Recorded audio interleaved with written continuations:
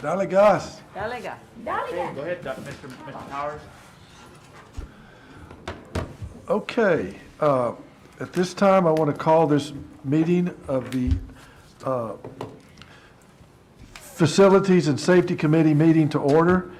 This meeting was posted as required by the Open Meetings Act, and we are set to go. So the first item on the agenda is going to be a TRE update on the funded projects by Mr. Tapia, please. Thank you, Chair Powers, members of the committee, and colleagues. The first project we're going to go over is the manhole project that had the fire damage and water damage. We're about 98% complete. We've got all the tape and floating, painting of the walls, and let me just show you some pictures here. The interior, the flooring's in, the walls are painted, the ceiling fixtures are all put back. The millwork, you can see there, the cabinetry work, hallways are all done. The new tile with the pattern with the gray, blacks, and charcoal gray. Carpet in the middle. On the right-hand side, you can see the carpet is in on the band halls. And we have some of the cubicles back for some of the large music equipment. And that's just another picture of the same room from a different angle. But the room's pretty much close to being ready to be used. The restroom tile's new, the fixtures are new, the handicap ramps, some more of the millwork for the large instruments, the countertops there. And we waxed the floors this past weekend. We took the picture this morning.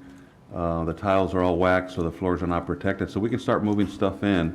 So we're waiting for the company that was hired by the insurance company that took a lot of the equipment and things to clean. They're just waiting for us to call them when it's ready to start moving stuff back in. The only thing we're pending are some of the specialty systems, like some of the computer data wiring. We have a contractor out there that our technology people work with to reconnect everything. The PA system needs some work. There were some wires that were burnt and some of the systems are not functioning, so we're going to have somebody look at that. And some of the fire strobes that are missing also, that were taken down, that were damaged, need to be put back up by a company that will work with the fire department to put those back up.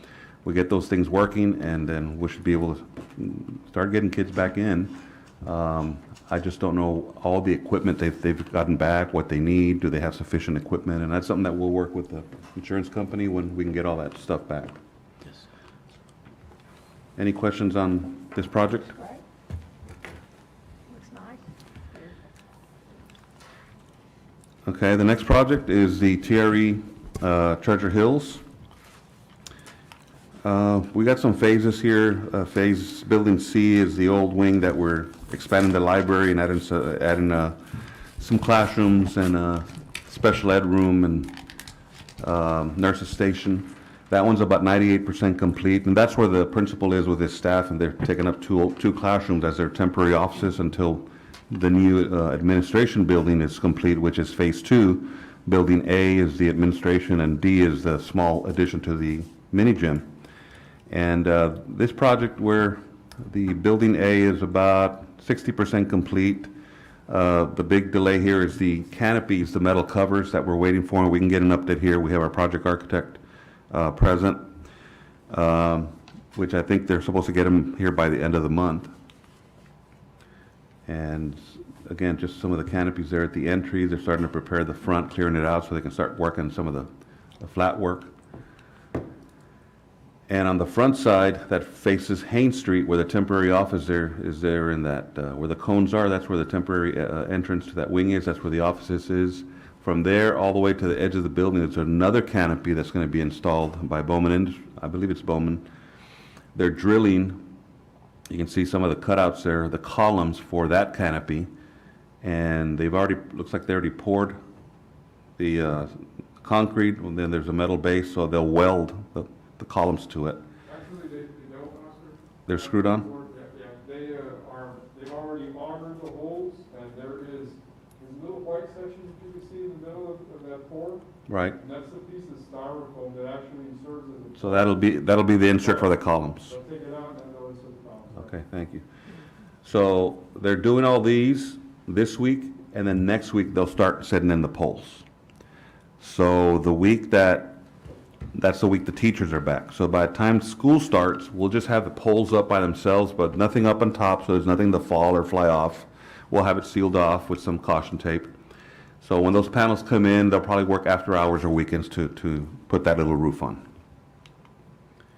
This is the addition. There you see the blue styrofoam on the block. That's the gym addition that they're working on. And the parking lot, there's about a third of the parking lot that's still not finished. They already started with the curb and gutter.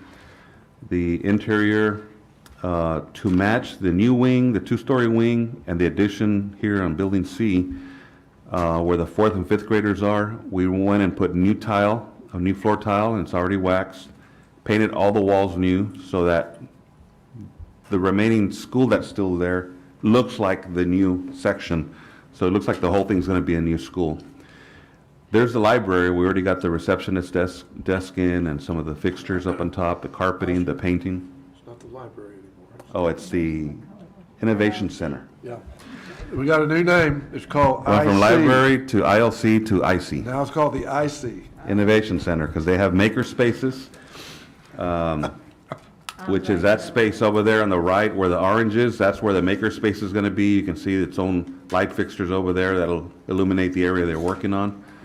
And over here on the side, we're going to have a little learning stair where they can have a seating area for the kids to read and do little projects there as well. And that room, top right, is a computer lab that'll be right next to the library, or IC room.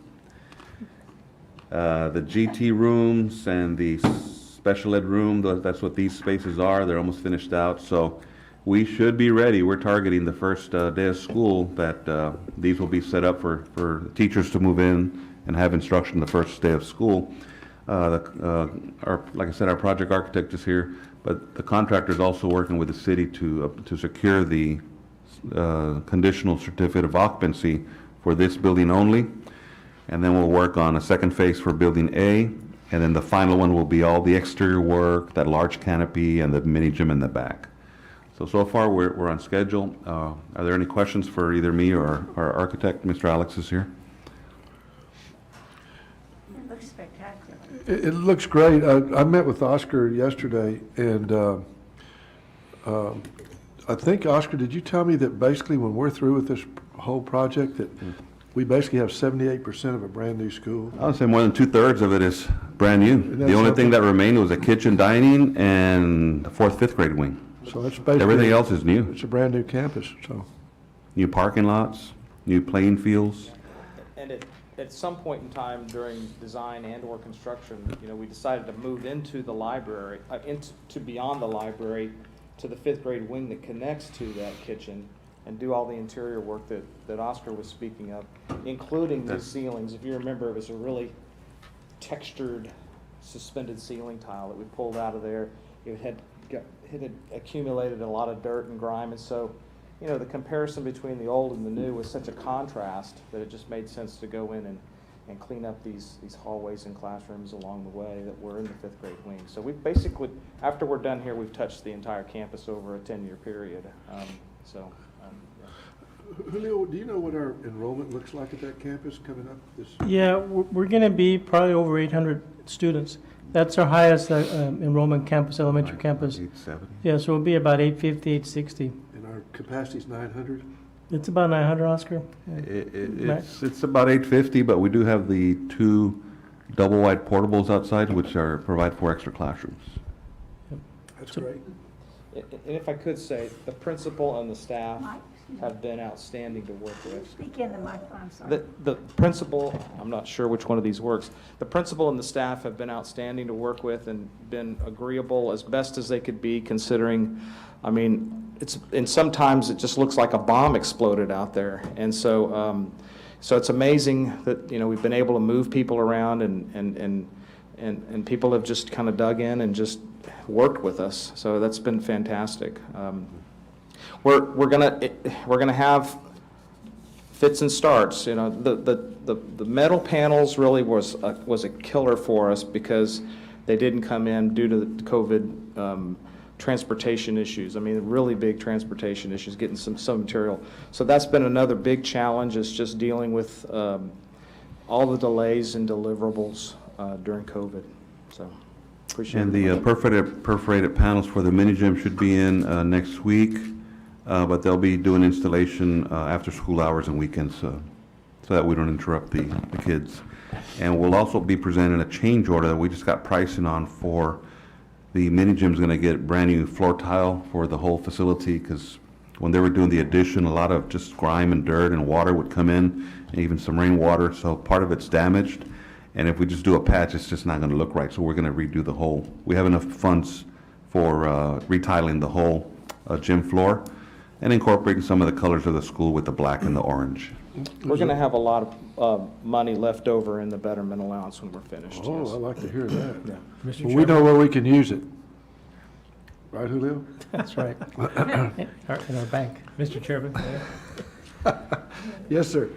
Question, so Oscar, remind me, and maybe the audience also, in Treasure Hills, I think we're gonna have bulletproof windows, is that correct? They're not bulletproof windows, but they're shatter resistant, I guess is what you would call it.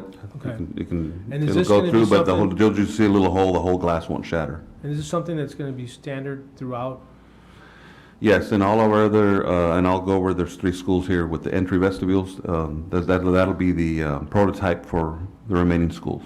Great, and also, Mike, I know that we had some issues with the flooring at one point.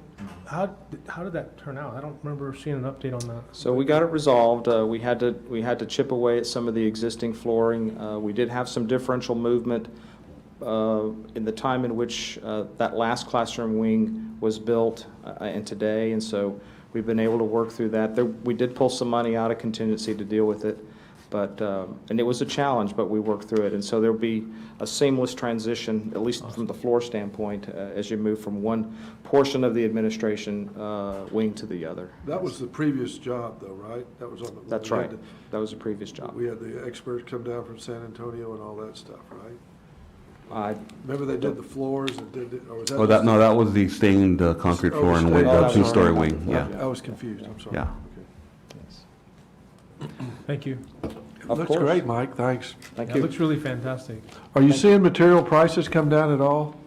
Not really. I Not mean, much? a little bit, but you know, delivery times are still quite extensive and quite delayed for all metals and brick and other materials we have pretty much on every job, you know, so it's been a challenge.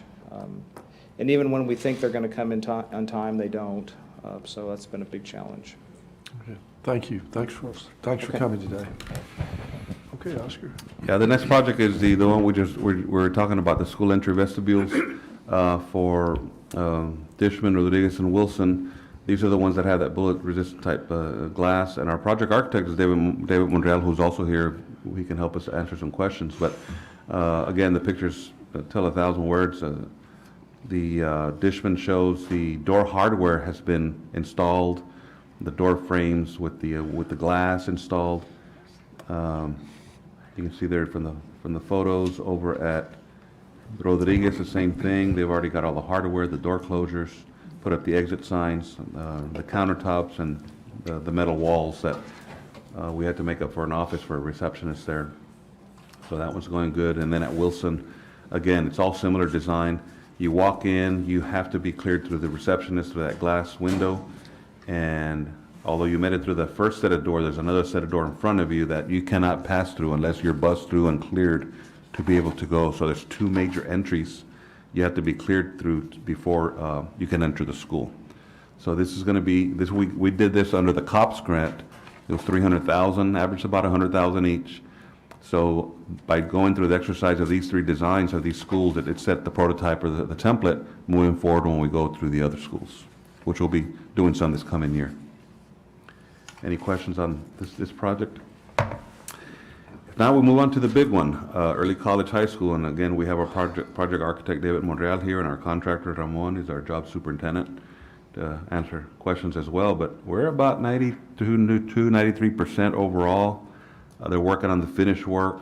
A lot of interior work has been done, and I'll go straight to the photos. But You can see there from the campus on the right, which is the south side, is the parking lot has already been paved on one side of the campus. They're working to pave the other side, which is more of the northwest side.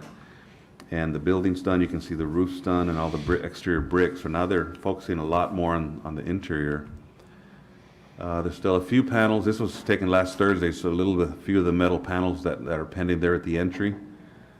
And you can see the landscaping work's already started in the parking lots, the parking lot lights, and they were working, they were on, they were testing them.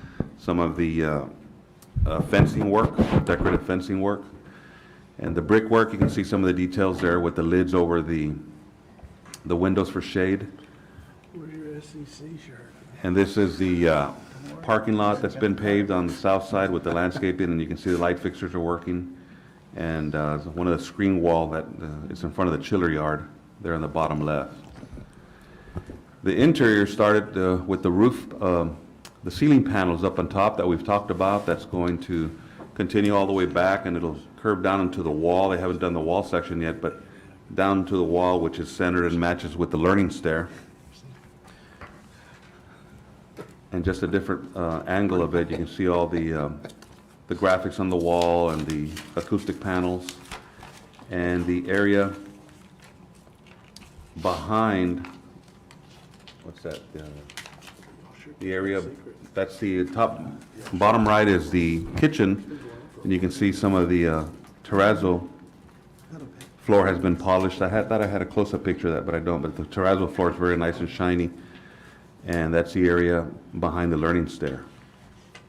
As you come around the learning stair, you can see there's already the LVT being put in, the laminate vinyl tile on the floor. In the middle, it'll continue into the middle section, but they're still working with some lifts, so they won't do that until the end. But then there's also some carpet that wraps around in the walking areas that goes into the ILC. The area on the right is the area behind the learning stair. That's also part of the dining. That fronts, there's glass on the right that looks out towards the back of the school. And these are shots from the upstairs, looking down into the commons area, and then the hallway on the right that has the elevator and the Collabitat instruction room. There's the close-up of the terrazzo floor in the kitchen. You can see the cooler freezer in the back, and they got the large kitchen hood on the left behind that wall. So they're just ready to move in equipment and start hooking things up. As you go outside that smaller dining area towards the back, you can go to the covered. There's a covered area behind the school that you can eat out there as well. And then the sand area is going to have bricks, so there'll be another paved area for outdoor sitting and eating as well. And you can see over towards the neuroscience building, which is the other new building the UT RGV is doing, which is part of the master plan that eventually they'll start adding more buildings this way until it's all one big complex and will be part of that design. The science rooms, they already got the science tables with the black countertops. They got the flooring in. You can see all the data lines, the blue lines, which are all the computer room data runs for all the rooms. Typical classroom on the bottom. That's actually the engineering room and the engineering suite. They already got the floor tiles. They got the ceiling. They got the light fixtures, the whiteboards, all the painting done. And the top right is the shop for the engineering section with the pull-down cord connections. All the storage cabinetries come in. They're starting to put that up. Bottom right is just the hallway, looking down towards the standard core classrooms. And this is the large group instruction, which is lecture hall. That one's the one that's a little bit furthest behind. They're trying to finish up everything up on the ceiling so they can get all the scaffolding out of the way so they can start the flooring of the stairs and the carpeting. And of course, the restrooms are all tiled in. They got all the fixtures, the toilet stalls, the lavatories, the hand dryers. And again, just standard classrooms. On the right side, you have the administration hallway and teacher's lounge in the bottom right with some of the millwork that's going on in there. A typical office on the left there, I believe that's the assistant principal looking out towards the front. Hallway for all the offices all the way to the reception. And that's the nurse's station up in the top right. So we're getting pretty close. I do have our project architect here, but I think we're targeting the last week of August. Is that correct, David? For substantial completion and try to get city Clarence, can you give us a little bit more update on where we are on that, please?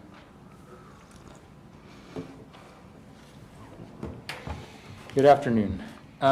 Yes, so the end of August, we're still on schedule. I think the last time we were here, we sort of reported on some of the remaining items, and we targeted the end of August. And so the good thing is that all of the deliveries and the dates that we've had have held, and they've been shipping everything on time, which is great news. Ramon has updated that as of today. I have it. I'll share it with Oscar after this meeting. We're targeting substantial completion, like it's holding to the last week of August right now. Having said that, after substantial completion, obviously we got to go through punch lists, we got to go through commissioning. So I think there's still a little bit that we probably would need to hold on to the building before we actually moved everybody in. But right now, that's what it looks like, and all the schedules are working out that way. So Labor Day is not really realistic at this point, right after Labor Day? With punch lists and everything? Because of punch lists and commissioning, the wall graphics that we need to do, there's still areas where we're gonna, if people move in, we're gonna be in the way. So we would recommend that we hold off from moving anybody in on Labor Day weekend, only for that reason. The building will be ready for use and substantially complete, but because of some of those fine-tuned areas and some of the stuff we need to install, I think it would benefit them and really the project to just keep it clear for a little bit longer after that.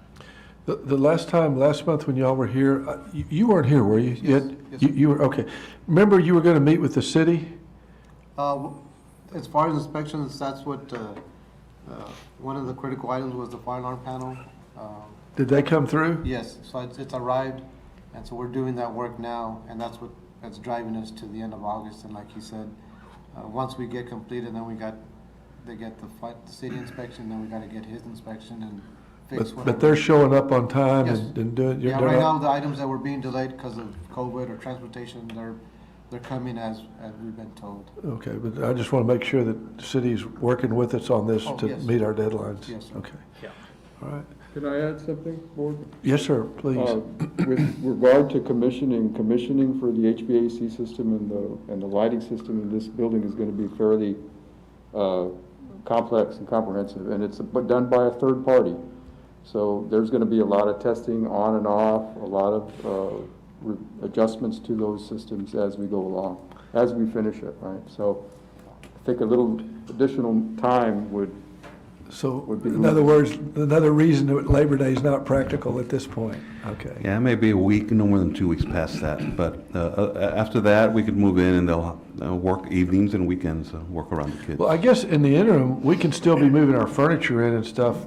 Correct. Even though the Yes. kids aren't there, but Right. we can get everything ready to go, so on a Monday, we can say, next Monday you show up here and not at the other. Yeah, we actually have a lot of the furniture there already in 4 rooms. They're locked Right. in. They've already been delivered. So the company's going to just, when we tell them, they'll just start unboxing, assembling, and putting them in the room. So the only thing the teachers at the early college would have to do is get their box of stuff and move over. The furniture's already going to be there. Well, it looks great. I saw some pictures yesterday too, and I asked Oscar if I could sneak out there with him maybe on Friday. But it just looks terrific. And the brick turned out really well too. We had a lot of questions on the specs in the brick, but it really matches well with the other campus. And y'all are moving along. It just really looks nice. Any questions from any other members? Beautiful. All right. Well, thank you all for coming. We appreciate you coming. We Yep. really do, Ramon. Thank you for being here. Thank you. Move on to the next project, which is the Gutierrez Fine Arts project. This one's about 96% complete. The architect's just working on the punch list. We did do a last-minute change order to do some soundproof work on the wall when we did the dance floor last year. There was some noise bleeding over into the library and kind of complaining where all that music was coming from.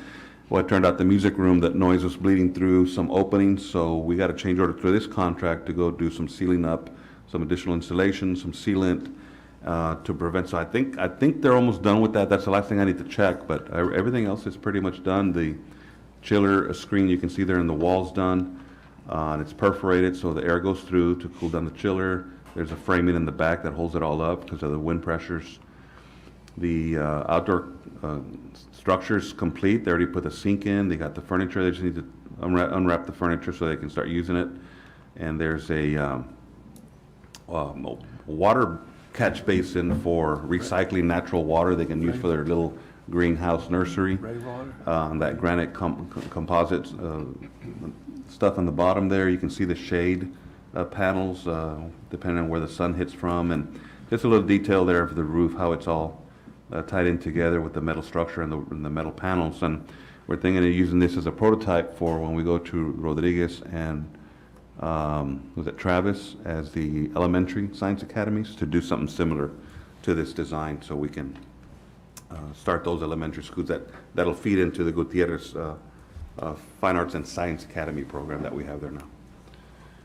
Any questions on that one? If now we'll move on to Sam Houston Canopy. We have a project there that we actually looked at back when we did the IB ribbon cutting. We did some painting work, we put the new letters, and this canopy was out there all pitted and rusted, and it just looked ugly. It's over on the other side of the corner of Taft, and I forget that side by the neighborhood. And so we wanted to replace it, thinking we could probably do it by the ribbon cutting, but there's just no way. We ordered those materials back in March. They just came in last week. That's how long the delay has been. So Bowman just started the demolition. They took all that stuff down. They already got the columns up, and the panels are here, so they'll probably finish it up in a couple of weeks. But just an example of how long it takes to get material ordered back in March, that it just came in. So it's going to be a good project there. Part of this canopy was, if you look in the street, it's part of a bus pickup area as well. They're on Taft. So it'll be just not for the school, but for the community. This thing was just old and pitted, and I was afraid in a high windstorm, stuff was going to start flying off. So it's, and then there's a section from the cafeteria to one of the classroom wings in the middle of the school that had the same issue. So we also got rid of that one. That's on the right-hand side, and the one on the left is the front. That you can see the benches there where the bus stop is. So we finally got started on that project. Mr. Chair, may I? Yes, ma'am. I would just like to commend the thinking, Oscar. I appreciate the fact that using Sam Houston's canopy as an example, that when we have those issues, when we have the money to go ahead and really fix it, that's what we're finding at some of these older campuses. We just cannot continue to just do fix up when we're building magnificent structures. We've really got to do it that way. And I appreciate that. So it'll be nice. Thank you very much. Thank you, Ms. Blair. The other project we got going is a covered shade structure for the golf station. This is awarded to Peacock Construction for $159,000. And this is going to be, there's a putting area on the bottom and the driving range on the top, and there's a concrete pad in the middle. It's kind of hard to see from this angle, but we already did the flat work for it, so we're just going to do a structure over it with a design roof done by Megamorphosis. And it's actually got a little storage room. It'll have some electrical for some plugging in some devices, and it'll be a complete little grounds there for the athletic program. They'll bust them in and they can hang out there, and they don't have to worry about running under shade when it gets really hot or it's raining. So they're very excited about having this project. We already got the architectural contracts back from our legal attorneys. We're just getting the bonds in, and we'll have Dr. Noyola sign it, and we'll get this thing started. Tennis courts, covered shade structures. Siller's Fabrication got the bid for $122,000, and what we're doing here is we're putting shade structures at the tennis courts in the breezeways in between the two courts. Historically, we've had a fencing type of, we have fencing, and then we have fencing material on top, where they would tie down a black canvas, and with the wind it just flaps and flaps and it starts tearing, and every year or two athletics has to spend money to replace those. So we finally came up with something that works a little better, and that's looks something like this, but it's a canvas cover, but the heavy duty ones that the elementaries use for their playgrounds. And we're going to put, this is a high school. You can see that they have 4 and 4, so there's going to be 1, 2, 3, 4 of the canopies there with a reddish color. And they're about 18 feet wide and about 30 feet long each one. So the high school will have 4. That's a very symmetrical design. But south, because it has 1, 2, 3, 4, 5, 6, and then it's got 2 offset on the other side, caused a longer design, so this one will have 6 of them. It just works better at the high school, so it's more symmetrical with 4, but this one requires 6. So for 10 of them, we got them for $122,000. This is a one-sided structure where the columns are on the left, so they kind of face towards the tennis court. Since we're putting them in the middle, we're changing the design a little bit to put the column in the middle and the canvas curved on both sides, so you can turn the bleachers either way, and you have a front facing this side or this side, so it just works better for the same price. So it's just instead of left side column, this is going to be a center column, and it works better for the program. We haven't got a delivery date yet for the metal structures, so they can start.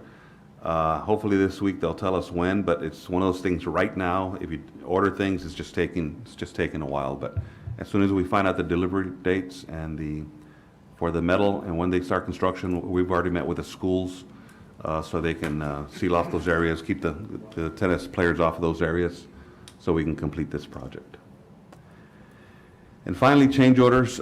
We talked about the Treasure Hills project. We have architectural expenditure report number 5. This is for that learning stair I showed you. There's some carpet tiles that we had to add some additional tiles instead of carpet instead of tiles. We had to saw cut some concrete floor, do some patching because of the makerspace room that we made some changes there to that design. Handrail there at the little learning stair. The isolation room in the nurses station wanted an additional window to see into that room. The screen was a little small. Principal asked if we could do a little bigger one because that's a big library, so we went from 8 to 12, or no, 16.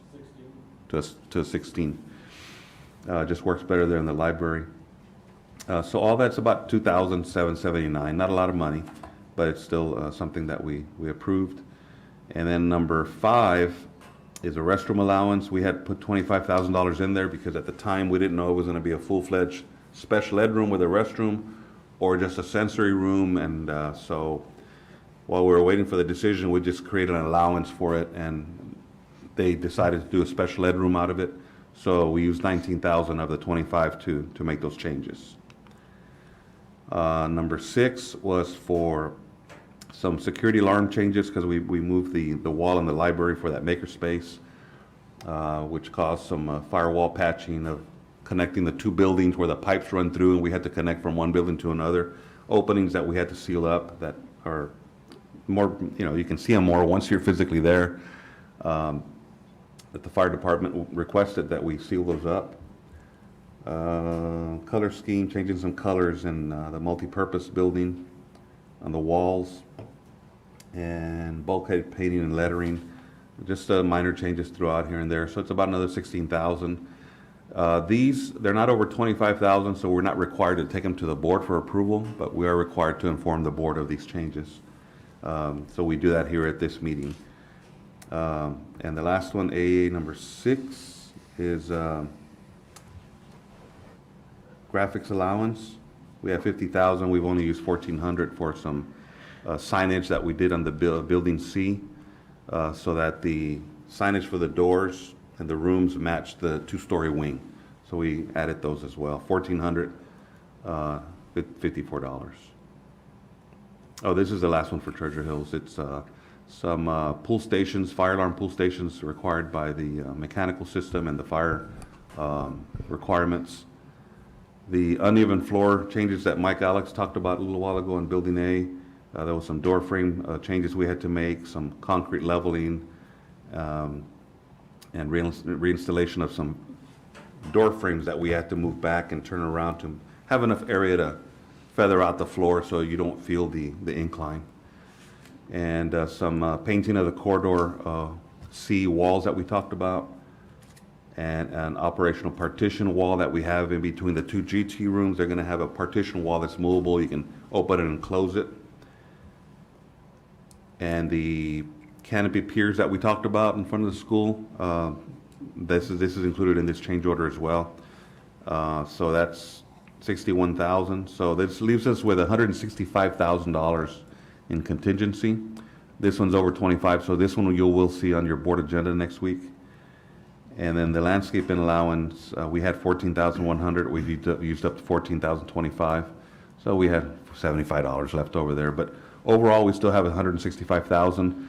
The next meeting will bring forth that floor tile change in the multipurpose building, which is, I believe it's like 17,000. But we changed it to a black and orange color, but we were informed today that they can't get the orange for some reason. These colored tiles, just taking forever to get them. We can get white, beige, black, gray, but any color, it just takes a long time, and they don't have enough, and they don't have enough. So we're trying to see how we can change the design to incorporate more orange, which is the principal really loves those colors. So we'll bring that forth next time. So that's where we are in the change orders for that project. On Vernon, the Vernon project, the acoustical wall panels in the choir room were so far smoke damage from the smoke that they were not able to clean those, so we had to order new ones. And the ones in the original band hall that were glued onto the wall, when they tried to clean it, they were very brittle. They started breaking, and they just were not cleaning. So we had to tear them. We tore them all off to get a clean wall, and we had to order new panels for those. And in the new addition we did, we had to remove them. They've already been cleaned, but they need to be hung back up. So total of all those rooms, and I believe one of the larger practice room also got some new panels. It's $38,294. Because this was related to the fire and flood damage, this will be part of the claim for the insurance that hopefully we can get our money back. And I think Julio has already gotten some approval for the refund. We have received about $400,000. As soon as we finalize the project, I'm going to be submitting those invoices for the additional amount. So we're expecting probably to get about $600,000 in total. And the other related fire damage and flood damage was the millwork. You saw all those cabinets with the countertops and the shelving and the music library shelving and the instrument shelving, all those rooms that we talked about was $65,498 for brand new. And that was all, that would also be part of the insurance claim and claim those monies reimbursed to the district as well. You'll see these two at the year. Well, no, actually you won't see these in the board meeting because the board has declared this project an emergency. So you've already given us authorization for these, and our thing is we want to get them to the insurance company to get our money back. That's pretty much it. Unless you have any questions, we can move on to the financial report, or Mr. Powers, I'll turn it back over to you. Any questions? Mrs. Fleury? I'm assuming, and hopeful that the answer is going to be no, but we didn't lose any of those historic band pictures that line the walls in the band hall, did we? I don't think we lost any pictures that I can remember the principal mentioning any pictures that were lost. Thank you. Hope not. Okay. Julio, you want to take us through the financials, please? Yes, sir. Thank you, Mr. Powers, committee members. Agenda item number 3 is the construction fund report as of July 31st, 2021. Again, in column 1, you have year 1 through 6 of the budget, which is about $83 million in the first 6 years. Year 7, which is this year starting July 1st, another $10 million. So we've actually have put about $93 million into the TRE projects, through the first 7 years. We have spent year 1 through 6 about $75.5 million. What we have outstanding committed and spent this year, and these are the outstanding projects that we currently have. It's another $7.4 million. So what we spent and committed so far, $83 million, so we have about $9.9 million left for this fiscal year, which is the $10 million that we put into the TRA budget for this fiscal year. Again, that's a large sum of dollars, $93 million over the first 7 years. Be glad to answer any questions the committee members might have. Okay. Thank you. If there's no other questions from the members, we will stand adjourned. Thank you all.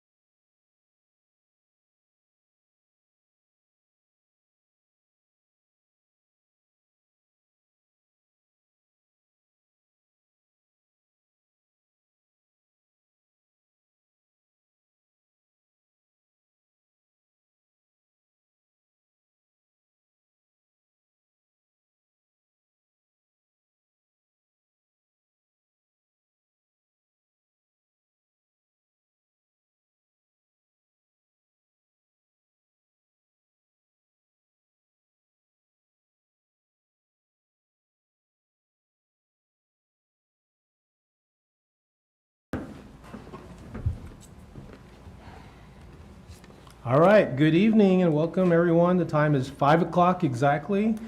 I would like to call this meeting to order. It has been posted in accordance with the Open Meetings Act. Our first speaker is going to be Veronica Cortan and Mike Reyes. They're going to be talking about integrated math and science instruction at Gutierrez Middle School of Arts and Sciences. Ms. Cortan, thank you. Yes, thank you, Dr. Muniz, Madam President, board members, senior team, and audience.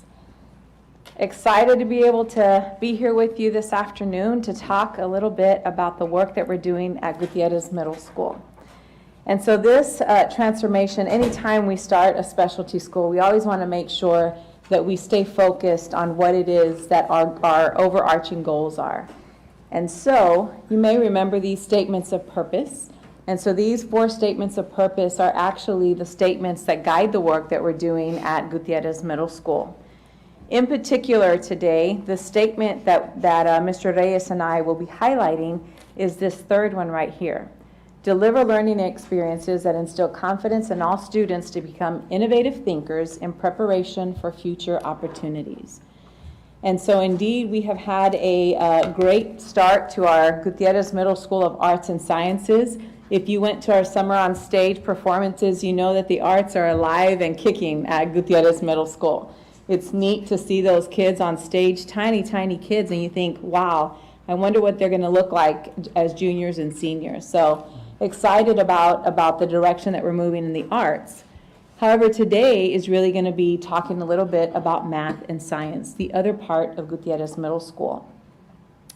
So I had some time to sit with Mr. Reyes, and he talked a little bit about, wouldn't it be great if we could just come together and create very different type of real-world learning, true real-world learning, that kids could make connections not just to one discipline, but to multiple disciplines. And so we had this conversation about what is really going to set that academy aside from the traditional middle school. And so in that, we had also been partnering with a gentleman named Dr. Daryl Mickle, who is joining us today.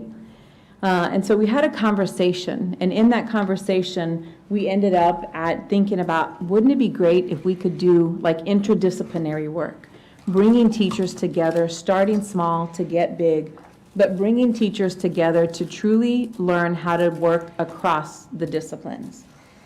And so the other thing we knew that we couldn't miss an opportunity is to make connections. So when learning really sticks, we know that kids make connections to their real world. And so in looking at that, of course, SpaceX is constantly in our conversations. And so part of what we wanted to do is also make sure that we made connections for students. You don't just go to a math class and learn just about math. It's beyond that. And so the launch of our math and science integrated curriculum began. And yes, that is SpaceX. We're excited about all the opportunities and all of our field trips. So that happens to be some of Mr. Reyes' students and some of his teachers there. Intentional planning set the stage for success. Because as you can imagine, it's new learning. It's working, it's 2 teachers coming together, opening up their classroom, really thinking differently on how they're going to plan. The magic in our integrated math and science courses really started with the planning. And so we knew we wanted to get this launched. We knew we had Dr. Mickle as a thought partner. And so at that point, we mapped out time for Dr. Mickle to make connections with both of these teachers to articulate what the possibilities could be. What we've learned, Mr. Reyes will speak to lessons learned, but what we learned is that what you see on the screen made all the difference in the world. They started with looking at both of their curriculum, looking at the math and the science curriculum, and looking to see how do these 2 disciplines connect. What does that look like, and what are we going to target as far as the integrated curriculum? So they strategically selected units that they could design collaboratively to deliver instruction to our students. The other thing too is that they made sure to identify the levels of thinking. Because when we talk about planning, it's all in the questioning. It's making sure that we know what levels of critical thinking we're going to integrate into these lessons. So that was also part of the process. And then I'm going to talk a little bit about planning with the end in mind. What really changed perspectives for teachers and for Mr. Reyes is that when our teachers started, even before they got in front of kids, they said, what is it that we're wanting to measure? What are our goals in these lessons? And so they created pre and post assessments to make sure that they knew where they were going to start off with student levels of learning. But they also wanted to make sure that post these lessons, they were going to have a measurement. And so in planning, they brought that, of course, to the table. And then reflection, so important that every time that you deliver any lesson, that you take time to reflect. And so all of the work that you see on the screen was guided with Dr. Mickle as a thought partner and bringing in Mr. Reyes, because we wanted it to also be a building capacity opportunity. And so I'm going to hand it off to our fearless leader at our campus, Mr. Reyes, so that he can talk a little bit from a principal's perspective what it did to their campus and just a little bit of our feedback. Thank you, Ms. Cortan. Board members, it's an honor to be before you to share some of the experiences that our students had throughout this journey amid a COVID crisis, right, with the pandemic. But one of the things that looking back at what our students experienced when they were going through this under the guidance of Dr. Mickle, who sits behind me, is for them to understand that math and science was no longer going to be in isolation. It was going to be hand in hand working together. I was telling Dr. Mickle earlier that one of the biggest aha moments for me was when we took that trip to SpaceX, and I joined them because I was excited to go too. To go and see their expressions, their smiles, their just wonderments, their questions, and speaking to a 23, 24-year-old engineer and how math and science was working hand in hand to try to get this rocket up to Mars. And it was just like, oh, what my teachers are saying, it makes sense. So the ability for our students to be experiencing these real-world opportunities, this makes it's great, having these opportunities for our kids. Looking back at the experiences that maybe we didn't have, it's really amazing to see that these students are eager, are willing participants. You can see in this photo that the collaboration that's going on, that the teachers are facilitating. They're the ones pushing it to another level. So it's been a great experience with our students. They're excited to continue. Now with our teachers, as Ms. Cortan was alluding to, when you're a master at your craft, and you're a veteran teacher teaching science for 6, 7, 8, 10 years, whatever it may be, you get very sound in that, and you know the ins and outs. But now you try to incorporate math in there, but I'm not a math teacher, but they had to learn math. How do I make it work together? How do we make it be in sync with one another? So there was a lot of planning, a lot of conversations that took place with Dr. Mickle, a lot of aha moments for them too, to say, well, that's exactly what I'm talking about here, and that's exactly how it correlates here. So it was a lot of aha moments for our teachers to understand that what they were working with our students, it goes hand in hand. So being a STEAM campus and having these opportunities for our teachers, it worked really, really well. So a lot of learning that took place on behalf of our staff, of our teachers, because it was just 2 teachers that we were working with, a small group, as Ms. Cortan alluded to, very small group, but we're also expanding that next year. So we started with a targeted group of 6th graders. So as we move forward for this coming year, we have a new group of teachers, and it's a larger incoming group of students who are interested in the STEM opportunity of the combo math and science. So it's great for them to be learning these concepts and how we're going to make it all gel together, right?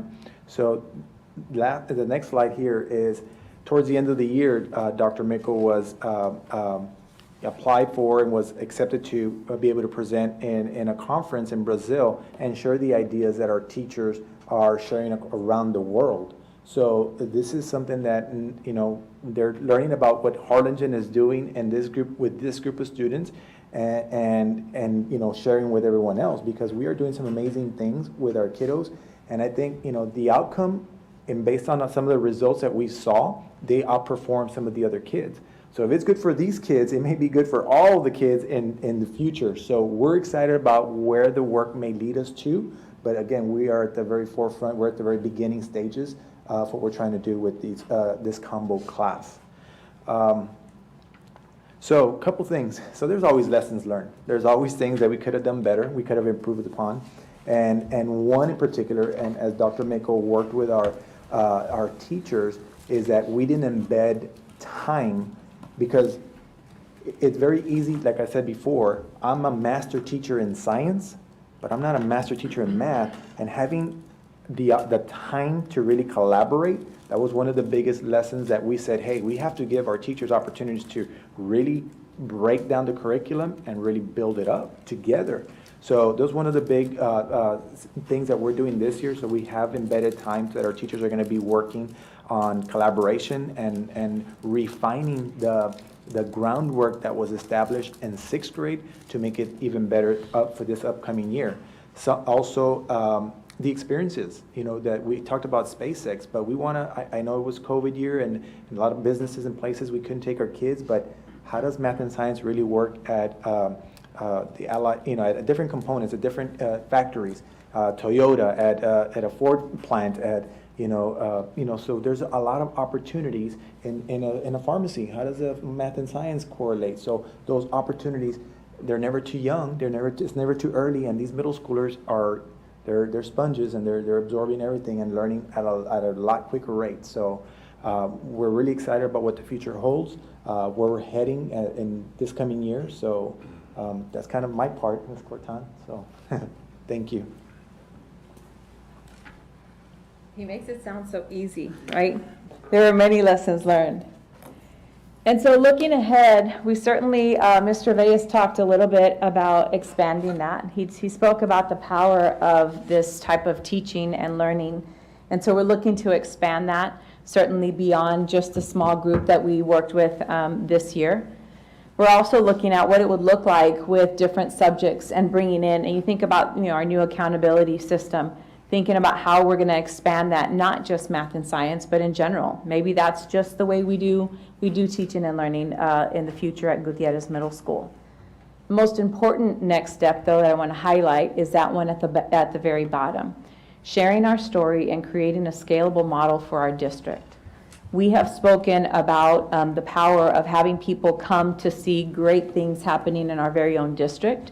And so Mr. Reyes will be highlighting and sharing what they're doing with additional principals, but also looking at instructional leaders around the district, whether that be instructional coaches, assistant principals, because it's really, really an interesting process to learn about, but it's more interesting to watch the kids and watch these two teachers come in and truly deliver a co-teaching model.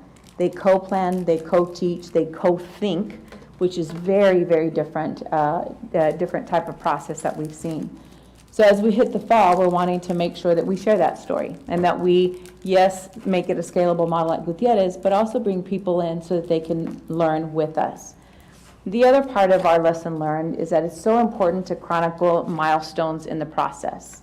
And so as we hit next year, we'll do a much better job of that, because in working with these two teachers, just to see the growth, it was incredible to see them where they started and where they ended the year. But to chronicle those milestones is going to be critical for us to remember that emotion behind the growth.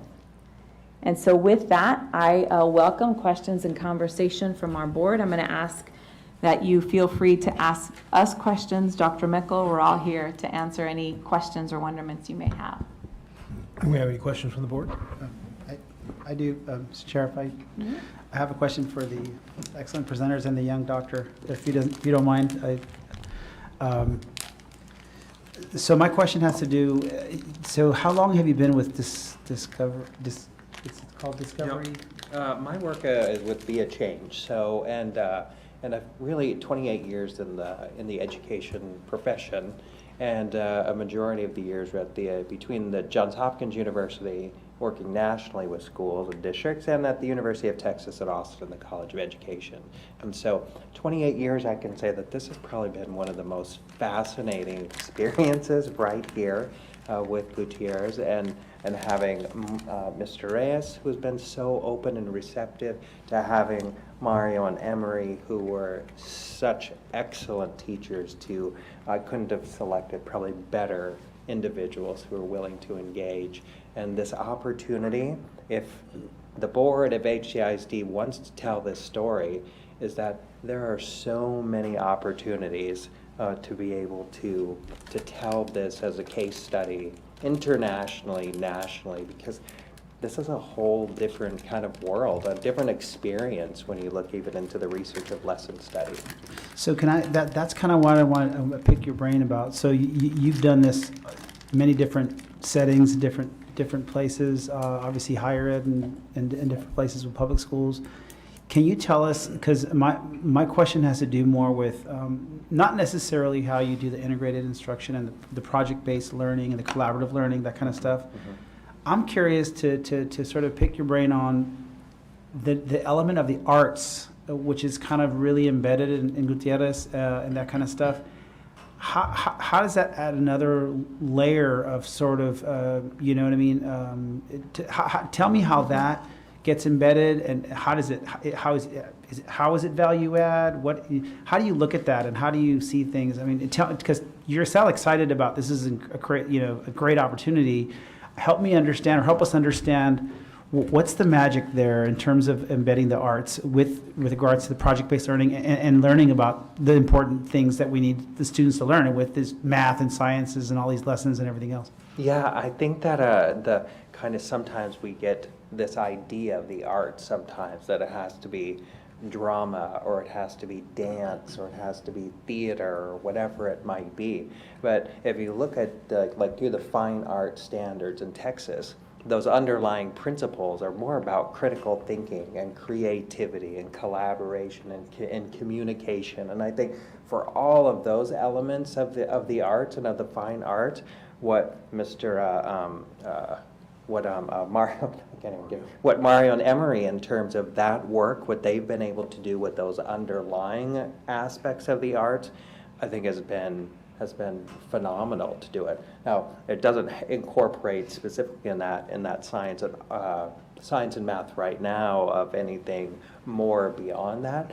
I think that there certainly are ways to take as the elements of design, if they were to do public service announcements. If one of the earlier units was 6th grade, and we talked about that they had an Earth and Space unit, of how if they were to take something like that and have students think about this celestial object that they wanted to study, and have kids with graphing, have kids develop a prototype, have kids prepare some sort of a presentation as though they were trying to sell this to someone at NASA, that the opportunities are absolutely there to do more with the arts. I think folks should be very proud of what Mario and Emery in this 6th grade class were able to do in a pandemic time frame, in which they had to have parents come and pick up materials sometimes to do experiments at home. So definitely challenging, and I'm looking forward to this year when they're in person and can do more of the actual creating. And then last question, I'm sorry, just you talked about scalability and maybe spreading this across across the whole district.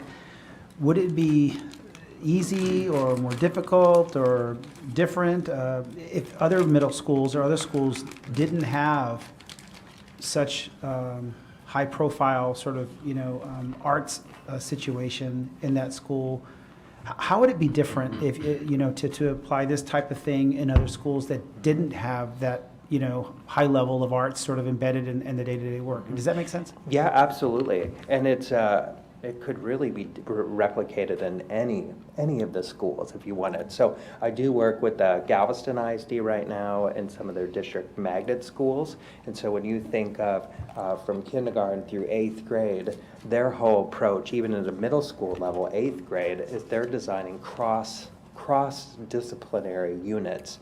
And so at Crenshaw Middle School, that has a focus on the environmental sciences, you have an 8th grade team of teachers who are working together to design in sort of a similar way, but in mathematics, science, social studies, and English language arts, in which these are fully integrated units. This is really complicated work, time-consuming work, in which for some folks, and especially like with Mario and Emery here, and now we'll also have Veronica and Tony Castaneda at the 7th grade, that they're on the forefront here of designing curriculum, like what real curriculum development is all about, where we start with thinking about standards, and it's not just coming in and writing a lesson plan. I mean, they're at the forefront of the creation. So this could absolutely be scalable and replicated at any school. It's the desire, I think, and the intent for individuals who really want to take this on, have the interest and the will to really put forth the time and the energy. And I mean, I think we would have a couple of people who could really be salesmen and women, like a Mario and an Emery and a Tony and a Veronica, who've experienced it and really understand the value. But it's complex work, for sure. Thank you very much. I do also want to say that part of the work that we do with Dr. Mickle is that he is helping us to build capacity in instructional rounds. And so he goes to all 5 of our middle schools on the average about once a month. And during his time with us, we are spending time speaking curriculum and instruction with department chairs. And the intention, and we're investing in them, but our return of our investment is that they take that back to their teachers that they are supporting. And so part of what has been really neat with instructional rounds is that we're able to take something like this and say, here, we're going to take all of our instructional coaches and we're going to spend time in this classroom. We're going to speak to these teachers and we're going to take that practice and see how we can embed it in our middle schools or at our campus. And so that's kind of what we've been doing with instructional rounds and with working with our department chairs. You can see that we're starting to streamline, like, what does a department chair really mean? What does it mean to be a department chair at a middle school? And so through that work, we've been able to really learn a lot about what teachers need. And a lot of it is time to think with their colleagues. And I'll tell you, I think that's probably the biggest value. They're going into a colleague's classroom. You know, change takes time. But when we first started, they were pretty guarded. You didn't give a lot of feedback. Now it's not uncommon to have those department chairs and their coaches go into a classroom and then come back and give feedback. Like, a teacher is volunteering to have people come in their classroom and say, let me give you some feedback. You know, there's an art to doing that, and it does take time, but boy, is it valuable, because you can start to see consistency. And you think of the leadership definition. This year, we'll embed the leadership definition in there because it's such important work. It's one practitioner working with another and learning from one another, and it's very different than for them to learn from me or a consultant or a principal. It's practitioner to practitioner. And so going back to your question, I think it's very scalable. Well, is it going to take time? Yes. You all know you've got to pick the right people to start this with at a campus. And really, those 2 individuals we started with, spot on. They were ready to jump in, asked extension questions, all in, 100%. And so kudos to Mr. Reyes, because he also removed a lot of barriers for them. And he was in there with them, learning with them. And so now he's able to host a group of principals and say, let me tell you my story as a principal, and let me show you the results. Because it's thinking differently, totally differently. I am so excited. I really could just almost get up and dance here. This is absolutely. It's part of the art, so if you want to, you can. I'm telling you, this is absolutely what we should be focusing on. You know, we talk a lot about world-class schools, and we say we're the best and we're the greatest, and in so many ways, we are truly more than fine as a school district. But this is what world-class schools are really doing. This kind of intentionality, this kind of planning, this kind of individualization, this time of collaborative work between departments and between disciplines, that is what world-class schools are doing. And so how fabulous that we are doing it. And I think that we've had starts to doing this throughout the last 30 years that I can remember. And we've done really well for a semester or for a year or so. But we have not been able to take it to scale. And so, hallelujah and kudos that right now in HCISD, this is what is happening. And Veronica, I cannot tell you how excited I am to think this is going to be the future. Mr. Reyes, thank you. Dr. Gilbert, thank you. This is what it's, and Alicia, wherever you are, thank you. Because this is what world-class education is this. And so, but B, it becomes world-class when it is taken to scale. And so the beauty of what we're doing now is laying the groundwork and the foundation for what I would like to hope and dream will become how we are educating in all of our campuses on all grade levels. It's an entirely different mindset. You're right, Veronica. An entirely different mindset. But what better time to do it than now, when we are reinventing? You know, as Dr. Yoyola says, we have to get the benefit of what's just happened. The disaster we've all been through has required that we do things differently. And so that's a real benefit. And one other thing I'd like to say that, and some of the board members may have heard this before, but many years ago, a close family friend of ours was written up in Smithsonian Magazine as the greatest high school in America. So I called him on the phone and I said, so what are you doing? One thing, Jerry. One thing has made all the difference. And it's having this collaborative planning time. He said, we've changed our bus schedules. That's changeable. He said, we've changed our days plan. That's changeable. He said, but what is not negotiable and what you can't change is that you've got to be committed to student excellence.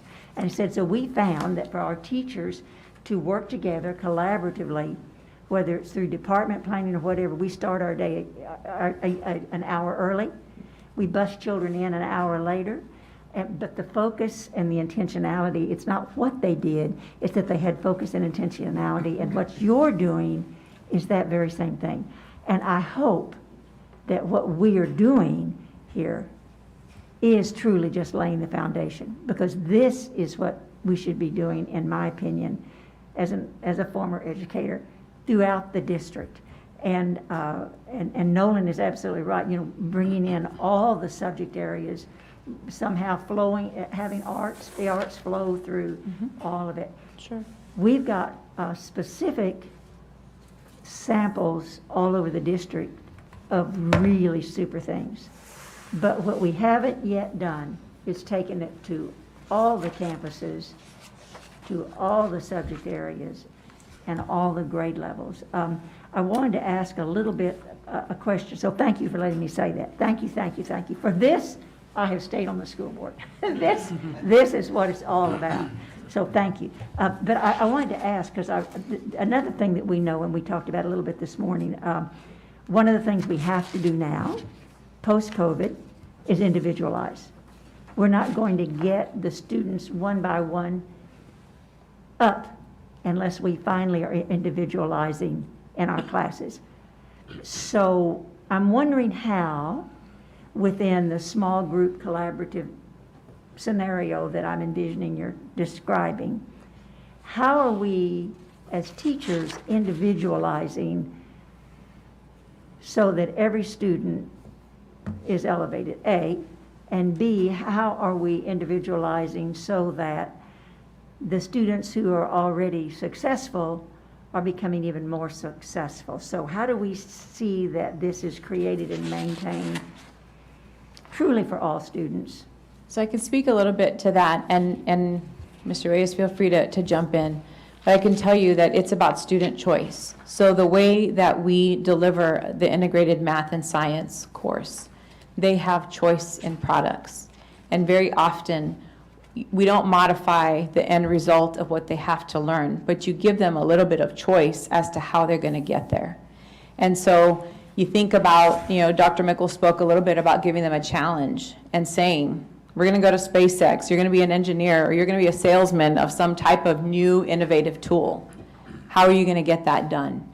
Our kids are able to hone in on things that they're comfortable with, skills that they're comfortable with, while still working on building the math and science skills that they need to.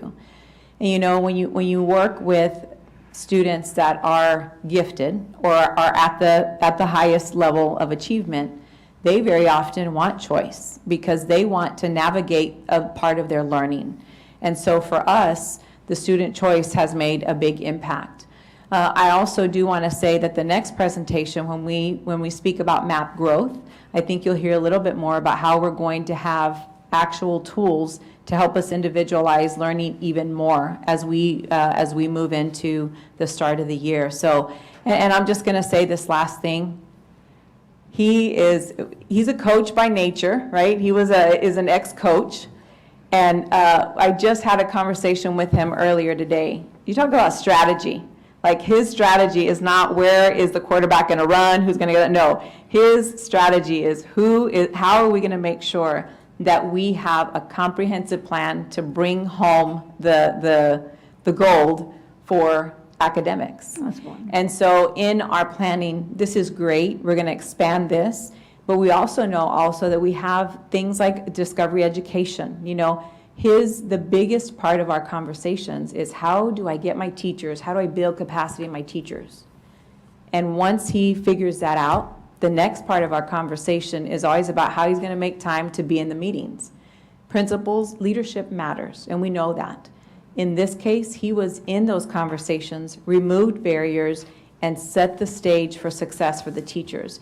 And I would be remiss if I didn't mention that, because he has done an outstanding job of supporting it and learning it. Most importantly, learning it with his teachers. It's a very different type of investment when you learn it with your teachers and they know you're right there, you know, to walk the journey with them. So I don't know if you want to say anything else. Ms. Cortan, just two things. So one, we started robotics and we brought it up to scale. I Did we remember not? you started We robotics. didn't forget that. So And look what the other happened. thing is, when our going back to, you know, to Dr. Mickle, one thing we learned is, if students know a foundational piece, why are we going to waste time at this foundational piece? So we check to see what they know. So from the get-go, if they're at this level, we're going to go off that level. We're not going to start off here. So we're going to see what they know from the forefront, and then we're going to keep moving upwards in that direction. So, but you're absolutely right. And the analogy of a baseball player, you know, if you got yourself out at second, well, you dust yourself off and you get ready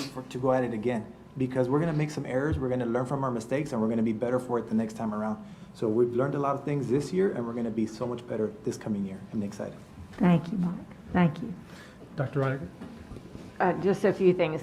So excited to hear this. Thank you for all the work on doing this, because it really is real life, right? And I'm coming at it from a public health point of view, but it is that multidisciplinary collaboration that when we look at issues and we can bring multi-disciplines to that issue, that everybody learns, but it's also the opportunity for innovation. So I love seeing that it's when we have our youngsters learning that, just think what we'll be able to do as scientists in the future. So that's exciting.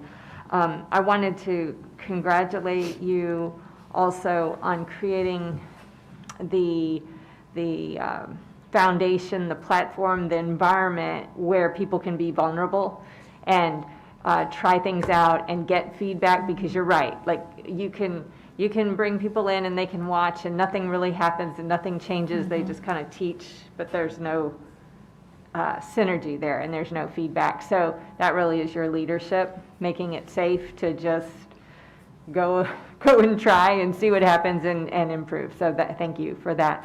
And like Ms. Fleurier said, really it's scaling. Like, this is, you know, so we love this stuff as a board, we love this stuff, but then we get jealous for the other kids who don't have it very quickly. And so we're like, well, we got to get it to everybody. So keep going, and you know you have our support. So thank you.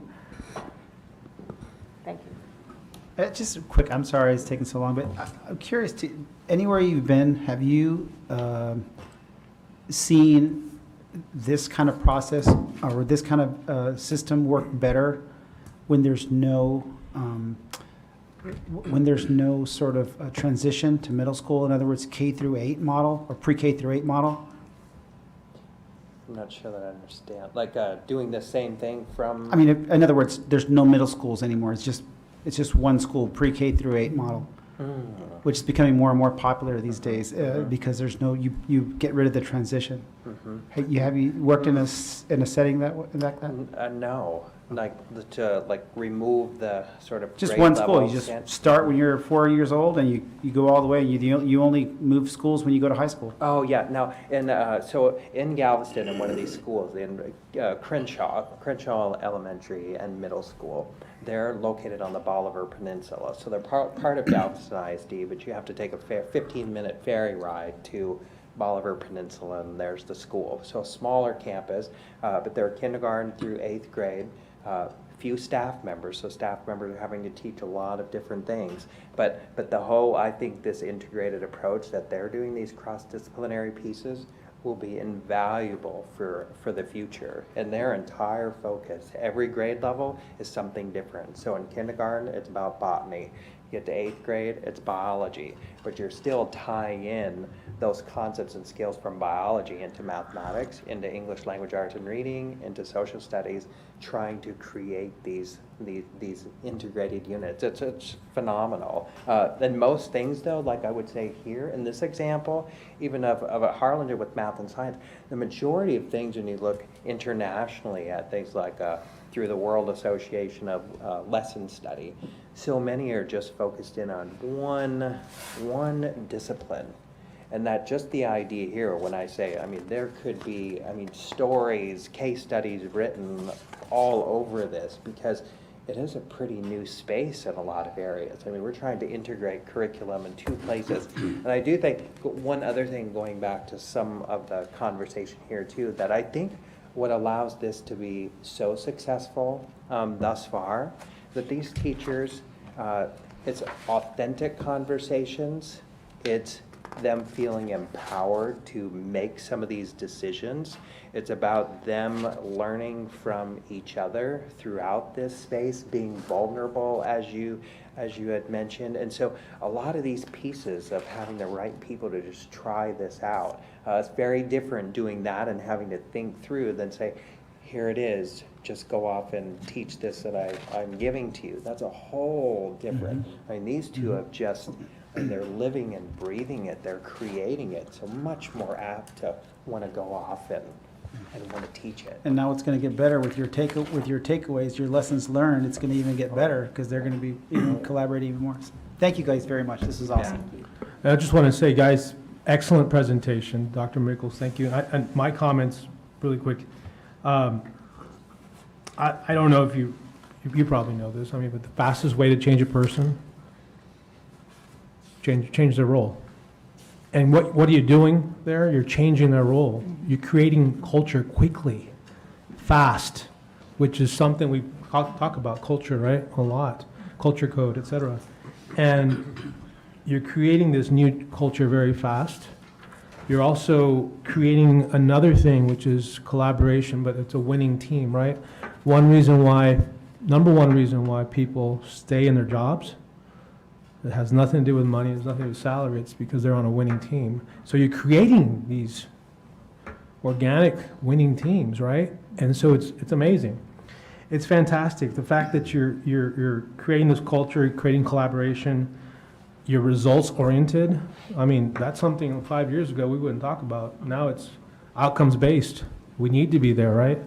My only question, right, first thing I think of, and this is rhetorical, don't answer it, but my only question when I think of this and my hearing is, well, yeah, is it scalable, really scalable? And is it sustainable?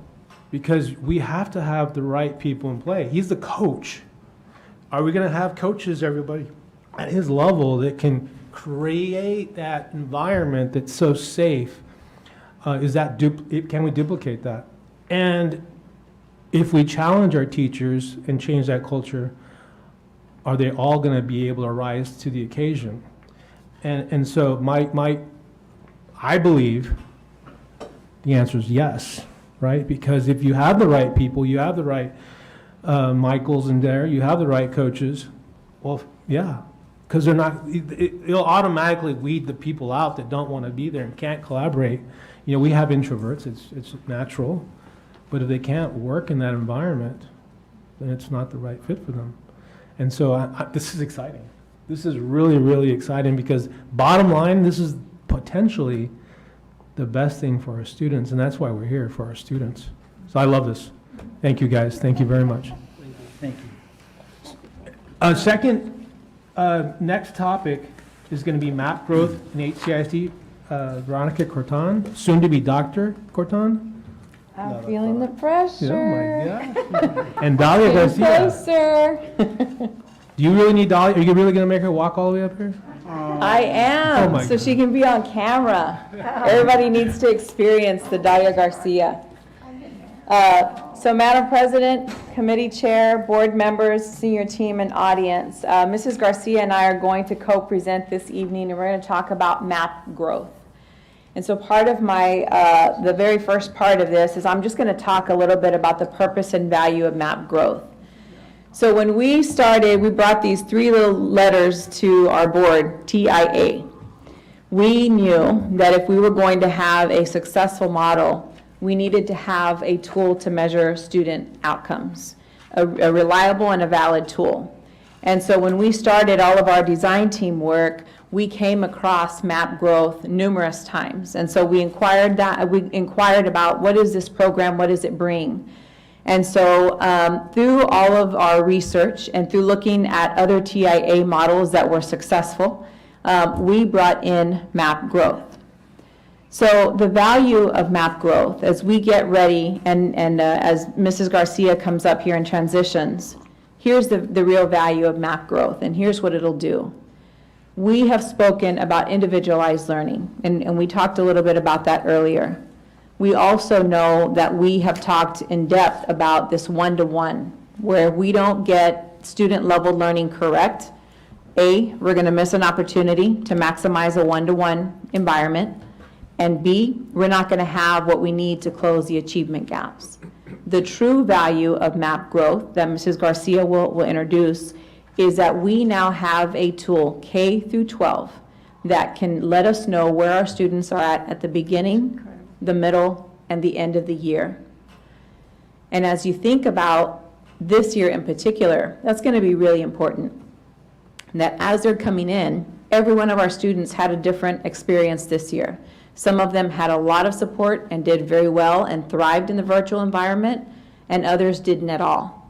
So regardless of the level and the caliber of their experience, they're coming into a graded classroom.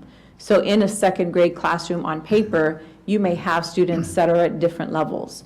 Critical that the first part of our school year, we're able to assess that and to know where our students are at.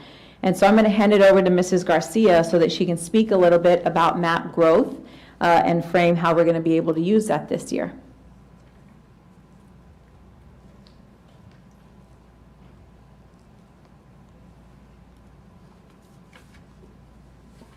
Hello, Chair, Dr. Muniz, Board of Trustees, Senior Team and Audience.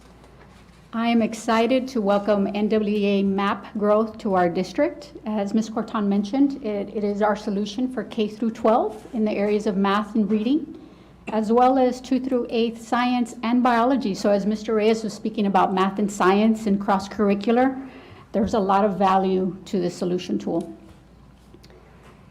MAP stands for Measuring Academic Progress. And this company was actually established in 1977, so it's well-established, research-based, and very valid and reliable tool. It serves probably about a little over 9 million students across the nation, and its primary mission is to provide an assessment tool that precisely measures student growth, and we talk about student growth a lot, precisely measures student growth and proficiency in order to assist educators to tailor their instruction. So I just want to, again, thank the design team as we were working through the teacher incentive allotment. I believe Dr. Mickles also joined us on a lot of the conversations about student growth in this product, so, and as well as the senior team. So I want to thank them for their insight and their support along the way. So a few of the features, just to give you a comprehensive view of map growth and what all it entails. It is, again, research-based. It is aligned to the standards of the state of Texas. I know curriculum and instruction is huge when we talk about alignment. Adaptive is something that is really important at this time. This assessment is adaptive, meaning that the questions that the student takes, it's an assessment, the questions that a student takes, the more questions the student gets right, the more challenging the questions get. And then if a student starts answering some questions incorrectly, it starts getting a little easier. So it almost starts to calibrate their growth as they're taking the assessment. So it's very adaptive in nature. It is grade level independence because of the adaptiveness, but in the end result, as far as outcomes, it does give us a true picture as far as their instructional level. So if I'm a fifth grader taking the assessment, I'm taking the assessment, and the outcomes could be that I'm at a 7.2 grade level in the areas of math or this other subject area as we move along. But they have a reporting suite of great student data to make decisions on. It is real-time data. So as students are taking the assessment, and we'll talk a little bit about how they work, as students take the assessment, they also receive the data real-time. It doesn't necessarily sit at the teacher as soon as the student finishes pressing that complete button. And it does measure student growth over time. So as much as we're going to start initiating, embedding map growth in our district for the beginning of the year test, which is going to be really valuable as we start looking at academic recovery from COVID. So it's going to be really critical, that beginning of the year data that we're going to get from students, the middle of the year data, where we'll be able to ascertain was there growth from beginning to the middle of the year, and of course the end of the year data. But more importantly, this measure growth over time, once we've established some time with map growth in the district, how neat would it be for student Joseph, me as a teacher, as a ninth grade teacher, to see student Joseph grow over time and have his entire student profile at my fingertips. So as a ninth grade teacher, I'm able to see, you know what, he might have struggled in fourth grade, and I start seeing that timeline of his growth year over year, not just from pre-test to post-test each year. So we're talking year over year over the course of the student taking the assessment. So that is really insightful to see how I grow as a student or how my students grow year over year and in those subject areas. There's a linking study with STAR. Obviously, a lot of assessment products do this, but their reliability and their correlation to STAR is in the high 80 percentiles. It also shows data relative to the STAR language in terms of approaches, meets, and masters. So how do the MAP assessments growth work?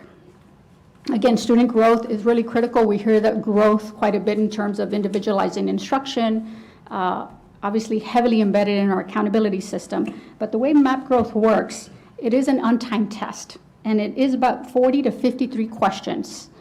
Depending on their grade level, 40 to 53 questions. It does take an average of about 50 minutes for a student on average to finish the assessment. So that could very well be taken during the course of one period, one classroom period, if it's laid out that way. It does provide an overall score, and of course scores in the instructional areas and instructional strands per subject area. We talked about it being adaptive, so again, the student channels through the test and answering questions. There's accessibility here. So as we talk about providing accessibility for students with special needs, students needing text-to-speech, those are all embedded in the program. So we can turn off and turn on those switches according to the child's needs to take the assessment. So it is very equitable in nature. And the neat thing about it, I know there's often times of concern that students rush through a test, right? And they kind of click just to kind of complete the test. That's always been a concern no matter what solution product they're looking at.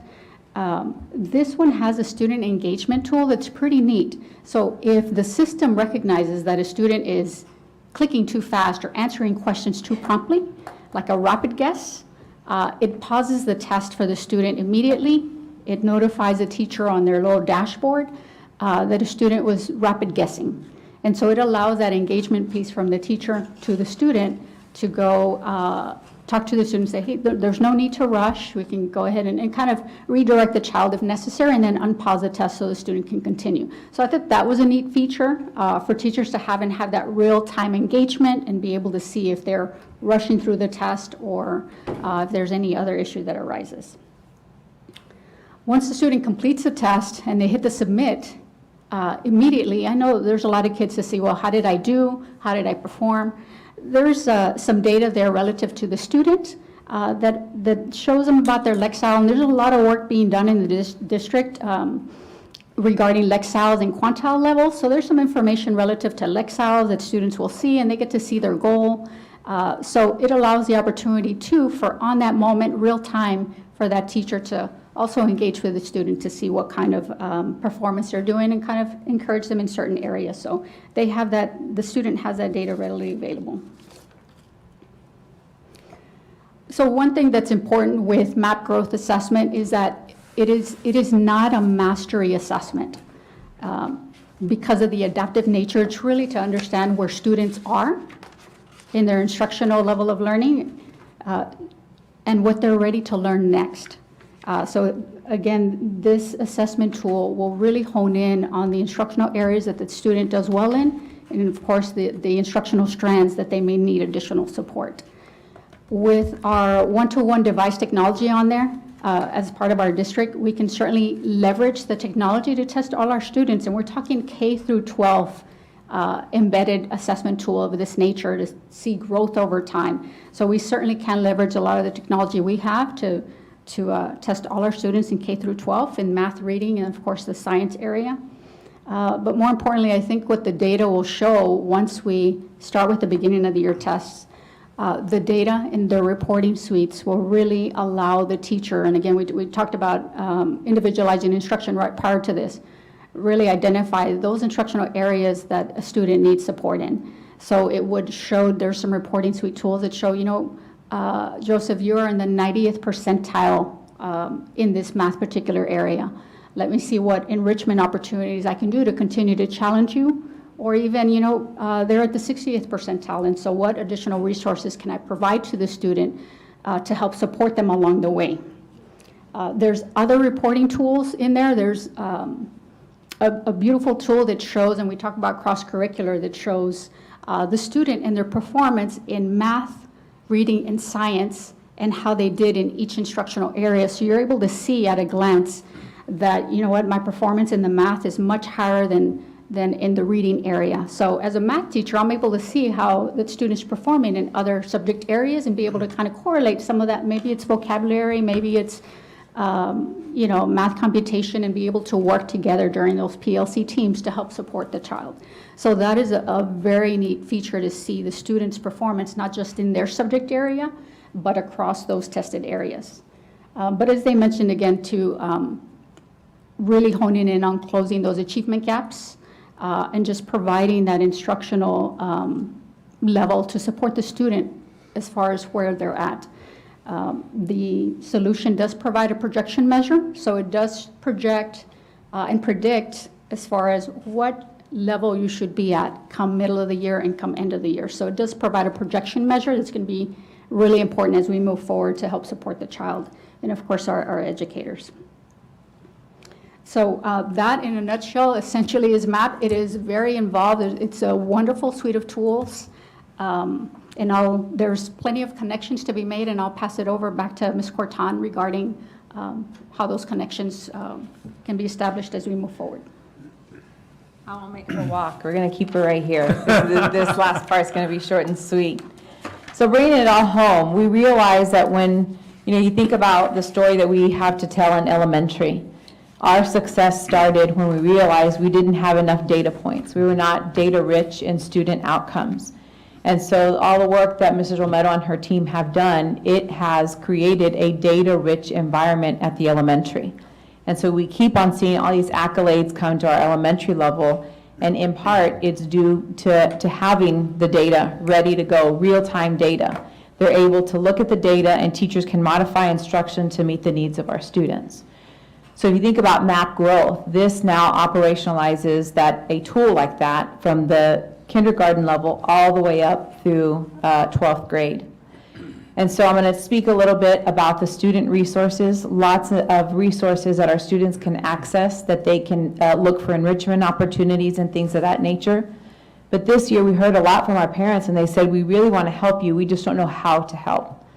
This MAP growth system offers a portal for parents so that they can log in and get resources so that they can continue the work, the learning at home. But I'm going to hone in on the teacher part. The teacher reporting tools really are going to move us in a different direction. We spoke earlier about grouping. There is a report where teachers will be able to pull that and say, this is how we're going to do our leveled learning today, because the MAP growth system automatically does a lot of that work for them. So as a district, we'll be working with our content specialists to lead their content with MAP growth, because not only are we wanting to look at it from a teacher's perspective, but you think about vertical and horizontal alignment, our content specialists and our directors have to lead that part to make sure that we're going to use the data to guide the systems that we have and the way that we're preparing our teachers. And with that, Mrs. Garcia and I would open up to questions and conversation. Any questions, comments, concerns?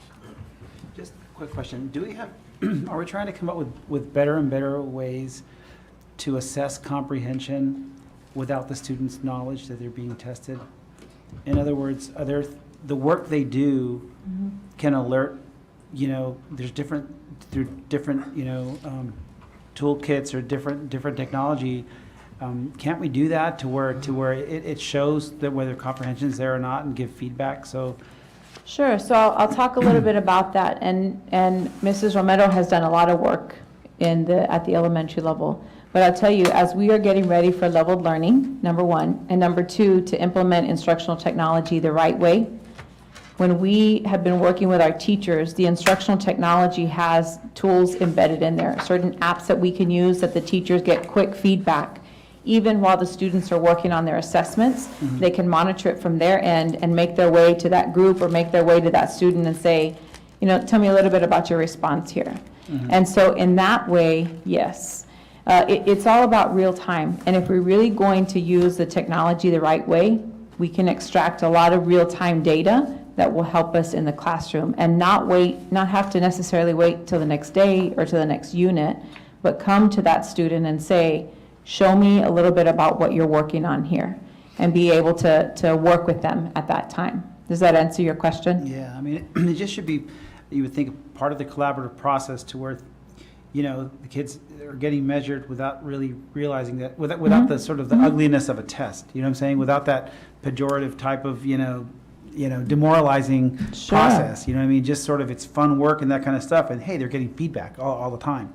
I mean, that's kind of what it is, because it's the same kind of thing. You're just assessing their learning and making sure the comprehension's there, and then, and I think the more we do that, that's kind of what a lot of the professional schools are doing and moving towards, project. I mean, exactly what we talked about the last presentation. I was just going to say, I think a lot of it is what we just talked about too. Is rethinking how we're going to teach. And every teacher that's coming in, next Tuesday we have our extravaganza day, and every teacher is already prepared they've already understood that when they come in, it's going to look and feel different. All of our virtual teacher academies have been just about that. Like, how are we going to rethink how we're preparing the teaching and learning for our for our students? And so I do think there's a lot of value in that. And I crashed one of Mrs. Romero's Zooms that she had earlier with the coaches, and I loved what one of them said. We're not coming back to normal. We're coming back to better. And you think about that, and that one phrase that Margot said, I thought, that is very true. We're not coming back to normal. We're coming back to better. And if we think about the technology and how that can propel us, we are coming back to better. It's better tools, it's better data, and it's really student engagement, like using that device for student engagement and balancing interaction with people, but also making sure that we are going to use that tool correctly. Finding that balance is going to be important for our teachers. Yeah, the more multidisciplinary we can get, the more, because all of these things not going away. I mean, you go to higher ed, universities are like that. You go to professional school, whether it's law school or med school, or they're all like that now. And they're really kind of, it's all about working in teams and things like that. And so. So you all are on a roll tonight. This is success after success. This is absolutely fabulous, and it is so much a part of what we just talked about, absolutely.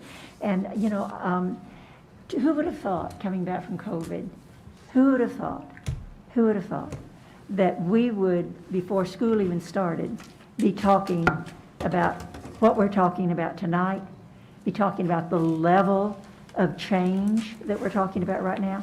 This is truly, we are coming back. Talk about a transformed school district. You know, this is, it is by necessity, we are coming back to a totally different way of learning. This is going to be fabulous. We have always needed something that as Nolan was saying, we've always needed something that would be helpful in giving us this information in such a way that the students were not depressed further down by that.